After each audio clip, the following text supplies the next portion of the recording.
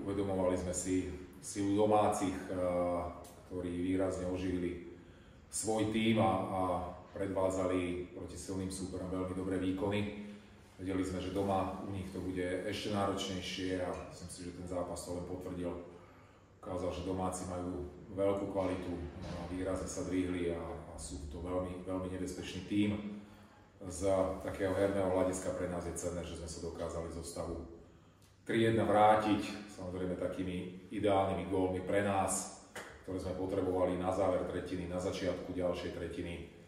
Takže to bol pre nás veľmi dôležitý moment v tomto zápase a následne ubránená veľmi kvalitná presilovka zo strany súpera v predĺžení. Dá sa povedať, že správny čas prišla tá naša dobrá oslavovka s veľa obetavosťou, ktorú sme potrebovali.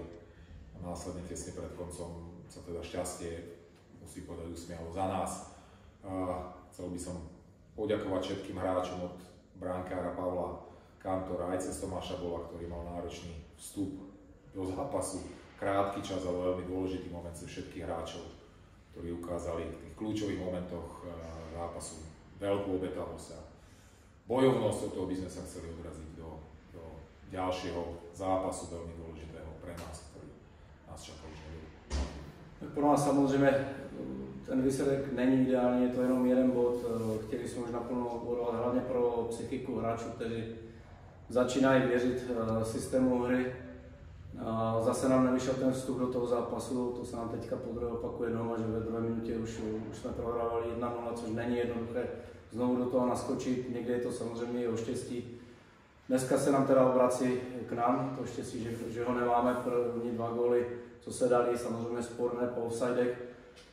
Ale šli jsme si zatím a podařilo se nám nakonec vyrovnat i do vedení, což byl asi to momentum toho zápasu zlomené na naší stranu. Ale za mě teda asi klíčový gól mohl být ten, co jsme dostali na 3-2. Místo toho, abychom si to pohlídali, ten výsledek do konce třetiny, tak takhle jsme to neohlídali, nicméně zase vstup do třetiny. Třetí hned gól. Pak jsme ji dotahovali, klobouk dolů, že ti kluci to zvládají jakoby na doraz až do konce, do 60. minuty. Nezdávají nic, já jim nemůžu nic upřít.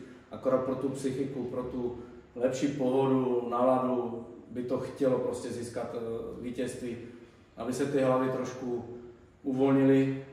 V prodloužení měli jsme šance, měli jsme přesilovku 4-3, měli jsme situaci 2-1 hned předtím, jak soupeř to rozhodnul, takže jsou to ty momenty, kde ty misky vah jsou strašně na tenko, ale zatím se k nám neobrací. Musíme pracovat dál, my se můžeme dívat kolem sebe, jenom na sebe a zvládat to dál. Prostě je to hodně gólů samozřejmě na zápas, abychom dostávali 5-4 góly, to je hodně, ale někdy je to i o štěstí soupeře, to musíme respektovat i silu zvolena.